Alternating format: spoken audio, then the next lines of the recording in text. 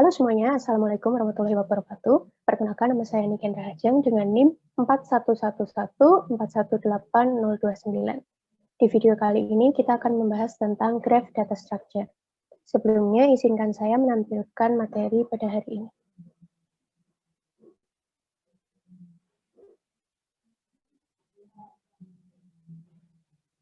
Oke. Di video kali ini akan ada beberapa hal yang akan kita bahas mengenai graph data structure.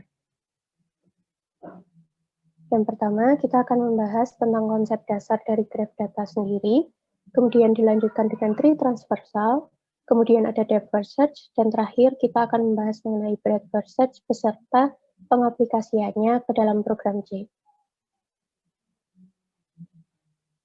Nah, berikut kita akan membahas tentang konsep dasar graph. Di sini kita sudah melihat ada graph G. Di sini definisinya adalah graph G adalah merupakan himpunan terurut dari VG, EG, dengan VG menyatakan himpunan titik dari G, dengan VG tidak sama dengan himpunan kosong. Dan kemudian ada EG yang menyatakan himpunan sisi, yaitu pasangan tak terurut dari VG, atau titik. Nah, dari graf ini kita bisa mengetahui bahwa 0, 1, 2, dan 3 merupakan himpunan dari titik. Kemudian, untuk sisinya itu kita dapat lihat di sini, ada sebuah garis yang menghubungkan antara 0 dan 1, itu disebut dengan sisi E. Kemudian ada garis yang menghubungkan antara 1 dan 2. Kemudian ada garis yang menghubungkan antara 2 dan 3. Kemudian juga ada garis yang menghubungkan antara titik 1 dan 3. Dan yang terakhir ada garis yang menghubungkan antara 0 dan 3. Garis-garis tadi merupakan himpunan sisi. Kemudian di sini ada pengertian mengenai lintasan, yaitu jalan yang melewati titik-titik yang berbeda. Nah, dari graf ini kita bisa misalkan saja lintasan dari 0 ke 3 itu bisa melalui beberapa titik, yaitu dari titik 0 menuju titik 1, kemudian kita menuju ke titik 2, dan yang terakhir kita menuju ke titik 3. Kemudian yang terakhir kita akan membahas tentang pengertian dari bertetangga atau bahasa Inggrisnya adalah adjacent. Nah, di sini kita misalkan 0 dan 1 merupakan titik pada graf G. Jika 1 dan 0 dihubungkan oleh sisi E, maka 1 dan 0 dikatakan bertetangga. Nah, begitu pula di graf ini kita juga bisa mengetahui bahwa 1 dan 3 merupakan titik yang bertetangga, begitu pula dengan 1 dan 2. Untuk selanjutnya, kita akan membahas tentang tree transversal. Tree dapat didefinisikan sebagai kumpulan elemen yang salah satu elemennya disebut dengan akar, dan sisa elemen yang lain disebut dengan subpohon atau subtree atau cabang. Nah, transversal sendiri merupakan proses untuk mengunjungi semua node dari pohon dan dapat mencetak nilainya juga. Di dalam tree transversal ini ada 3 cara yang dapat digunakan untuk melintasi pohon. Yang pertama yaitu in order transversal. Untuk cara ini, kita akan mengunjungi yang pertama adalah subtree dari kiri, kemudian dilanjutkan ke akar, dan ke subtree sebelah kanan. Nah, bisa kita lihat dari grafik ini, maka titik yang pertama akan dikunjungi adalah subtree paling kiri, yaitu 4, kemudian dilanjutkan ke akar yang lebih tinggi yaitu 2, baru kita menuju ke subtree yang kanan yaitu 5, lalu dilanjutkan ke 1, baru yang terakhir kita mengunjungi 3. Nah, kemudian cara yang kedua, yaitu dengan pre-order transversal. Untuk cara yang ini, kita akan mengunjungi dari akar terlebih dahulu. Kemudian kita ke subtree sebelah kiri dan ke subtree kanan. Nah, yang pertama, maka kita akan mengunjungi yang titik 1, kemudian kita menuju ke titik 2, lalu kita turun lagi ke titik 4, kemudian ke titik 5, baru kita menuju ke titik 3. Nah, kemudian untuk post order transversal sendiri, kita tidak memulai dari akarnya, tetapi kita memulai dari subtree paling kiri, kemudian ke kanan, dan baru ke atas. Jadi untuk post order transversal ini, maka hasilnya nanti kita akan mengunjungi titik yang pertama yaitu titik 4, kemudian dilanjutkan ke titik 5, lalu ke titik 2, kemudian ke titik 3, dan yang terakhir adalah titik 1.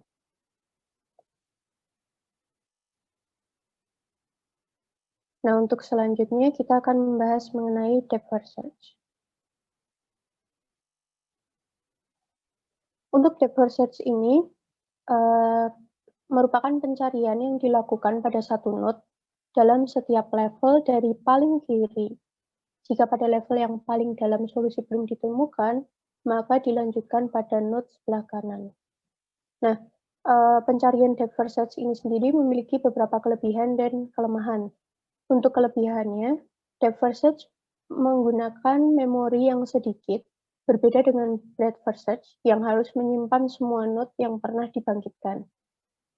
Kemudian, selain itu, jika solusi yang dicari berada pada level yang dalam dan paling kiri, maka depth first search akan menemukannya secara cepat. Namun, ada juga kelemahan dari depth first search ini sendiri. Jika pohon yang dibangkitkan mempunyai level yang dalam atau hingga tak hingga, maka tidak ada jaminan untuk menemukan solusinya atau tidak komplit. Dan jika terdapat lebih dari satu solusi yang sama, tetapi berada pada level yang berbeda, maka pada DFS tidak ada jaminan untuk menemukan solusi yang paling baik. Nah, kemudian kita lanjutkan terlebih dahulu ke pengertian breadth first search. Breadth first search ini merupakan algoritma yang melakukan pencarian secara melebar yang mengunjungi simpul secara pre-order, yaitu mengunjungi satu simpul, kemudian mengunjungi semua simpul yang bertetangga dengan simpul tersebut terlebih dahulu. Selanjutnya, baru simpul yang belum dikunjungi dan bertetangga dengan simpul-simpul yang tadi dikunjungi. Demikian seterusnya. Nah, untuk kelebihannya, BFS ini tidak akan menemukan jalan buntu. Jika ada satu solusi, maka BFS akan menemukannya. Dan jika ada lebih dari satu solusi, maka solusi minimum akan ditemukan atau yang termasuk ke dalam solusi terbaik. Nah, untuk kelemahan dari BFS itu sendiri, karena dia mengunjungi setiap node-node-nya terlebih dahulu, maka membutuhkan memori yang cukup besar. Dan kemudian BFS ini juga membutuhkan waktu yang cukup lama karena akan menguji tiap N level untuk menemukan atau mendapatkan solusi pada level yang ke N-1. Nah, kita di sini akan melihat perbedaan cara kerja dari depth first search dan breadth first search. Nah, yang pertama kita akan membahas mengenai depth first search terlebih dahulu. Di sini kita sudah menyediakan sebuah graf.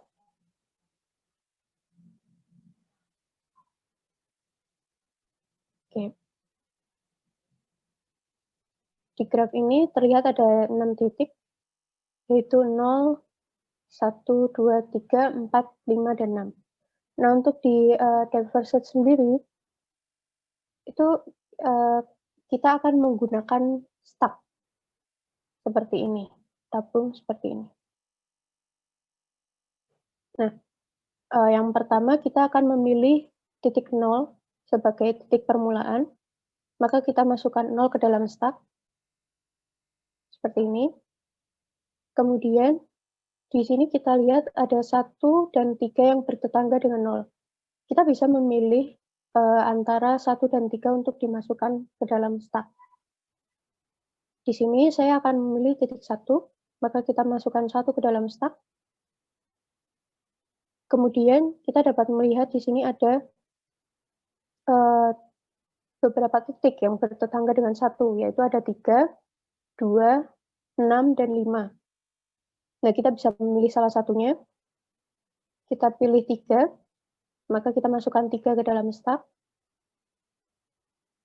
Lalu yang selanjutnya kita lihat titik 3.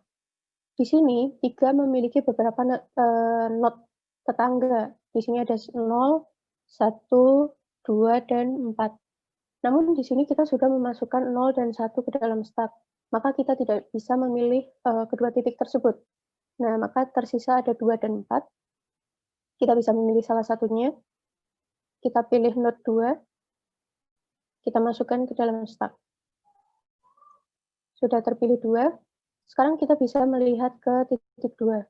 Di titik 2 ini, dia juga memiliki beberapa tetangga, yaitu ada 1, 3, 4, dan juga 5.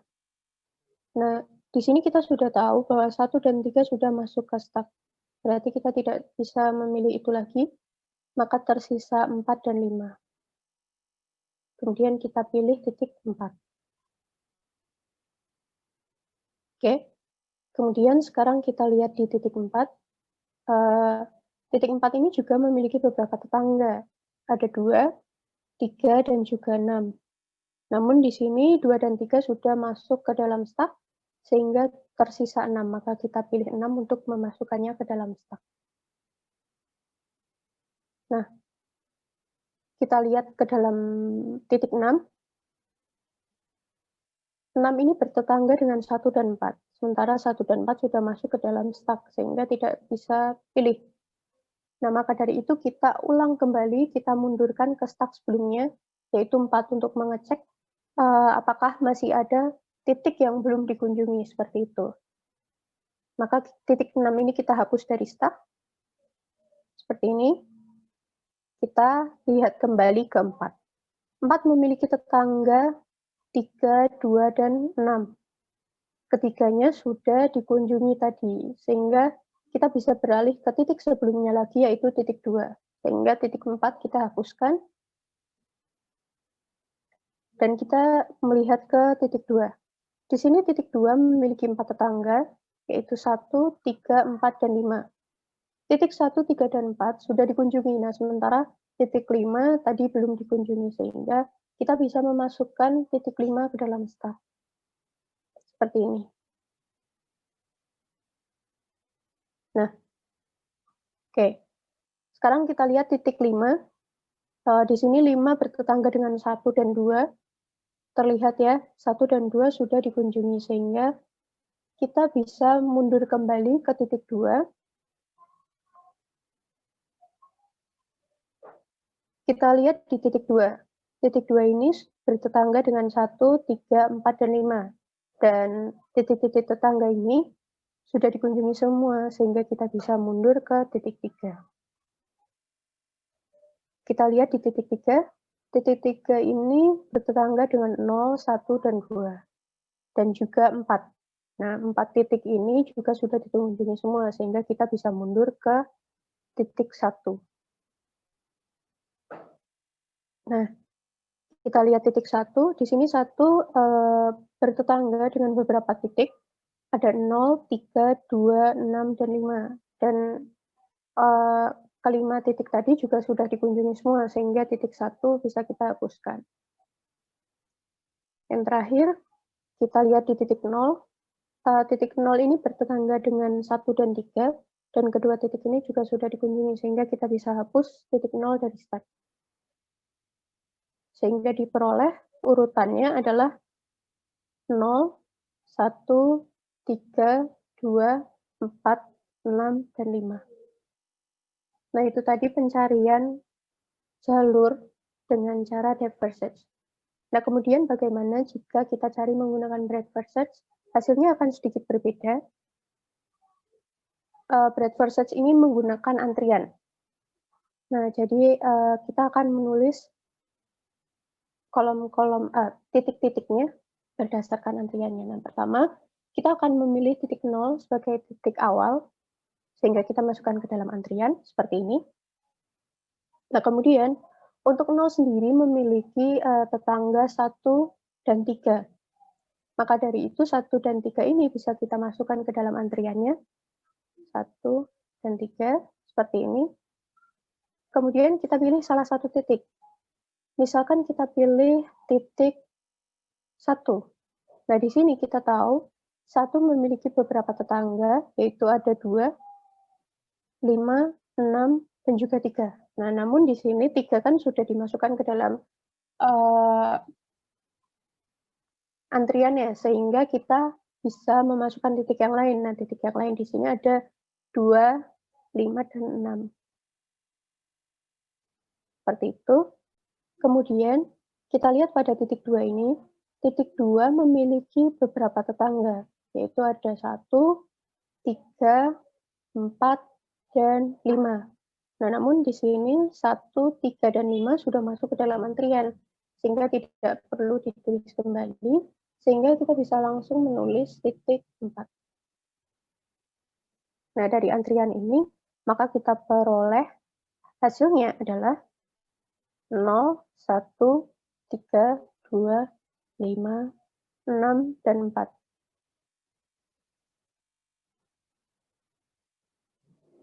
Nah, sekian pembahasan dari materi kali ini.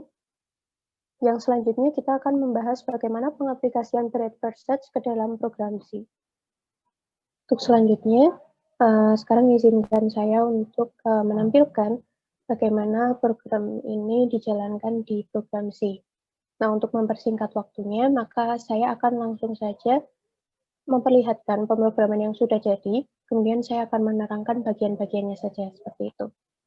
Oke, langsung saja izinkan saya men-share programnya.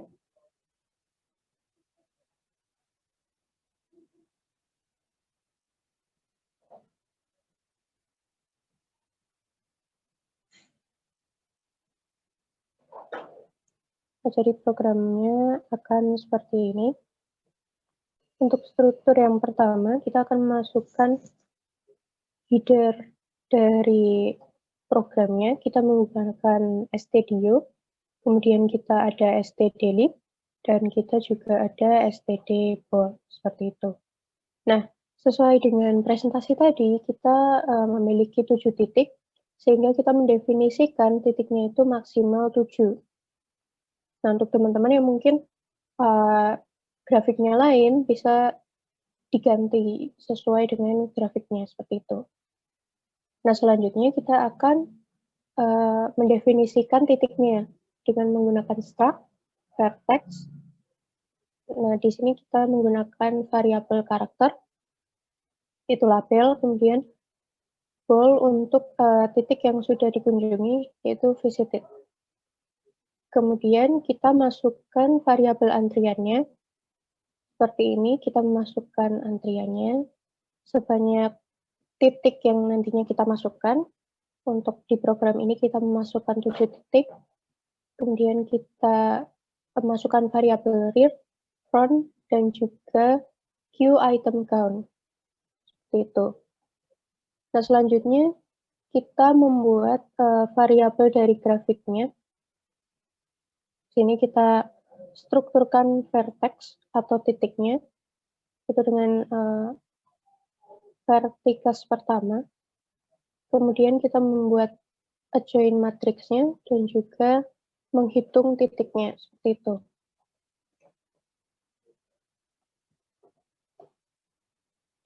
Nah, untuk selanjutnya kita akan mendefinisikan fungsi antriannya dengan memasukkan data seperti ini. Kemudian kita juga membutuhkan remove data, di mana ketika nanti ada titik yang sudah dikunjungi, maka tidak akan dikunjungi lagi. Nah, untuk selanjutnya kita akan mendefinisikan fungsi dari grafiknya. Nah, untuk menambahkan titiknya, kita menggunakan add vertex dengan fungsinya sebagai berikut. Lalu kemudian kita juga akan menambahkan sisinya dengan menggunakan add edge di sini. Nah, selanjutnya kita juga akan mendefinisikan titik pertamanya dengan seperti ini. Kemudian juga kita akan mendefinisikan titik yang belum dikunjungi seperti ini. Nah, untuk selanjutnya kita akan memasukkan fungsi dari breadth-first search itu sendiri. Sehingga kita masukkan void breadth-first search-nya. Selanjutnya kita memilih satu titik untuk menjadi titik awal.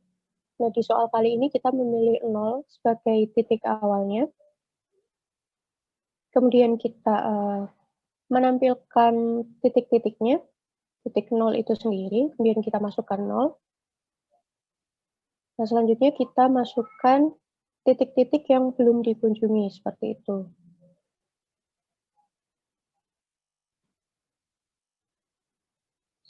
hingga nantinya akan tidak ditemukan lagi titik-titik yang belum dikunjungi, atau bisa dikatakan semua titik sudah dikunjungi. Selanjutnya kita akan mendefinisikan nama-nama titik dan juga sisi yang ada di soal tadi. Di soal tadi kita memiliki 6 titik, di soal tadi kita memiliki 7 titik. Di sini saya memberikan nama 0 hingga 6, bisa dilihat di sini. Dan sesuai dengan gambar, di sini ada beberapa titik yang bertetangga atau membentuk beberapa sisi. Nah, di sini bisa kita lihat 0 bertetangga dengan 1 dan 3, kemudian ada 1 yang bertetangga dengan 3, 5, 6, dan 2, kemudian ada titik 2 yang bertetangga dengan 3 dan 4, dan juga 5, kemudian ada titik 3 yang bertetangga dengan 4, kemudian ada titik 4 yang bertetangga dengan 6. Nah, untuk mengetahui hasilnya, maka kita bisa tuliskan printf seperti ini, breadth search itu. Dan nanti hasilnya akan muncul. Nah, setelah programnya sudah selesai kita buat, bisa kita jalankan.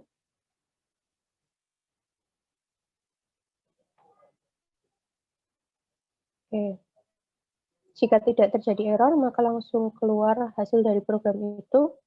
Di sini tertuliskan breadth first search. Hasilnya adalah kita mulai dari 0, kemudian kita ke titik 1, kemudian kita ke titik 3, kemudian ke titik 2, dilanjut ke titik 5, ke 6, dan yang terakhir kita mengunjungi ke titik 4. Sekian video kali ini mengenai graph data structure. Terima kasih sudah menonton, dan sampai jumpa di video berikutnya. Dadah!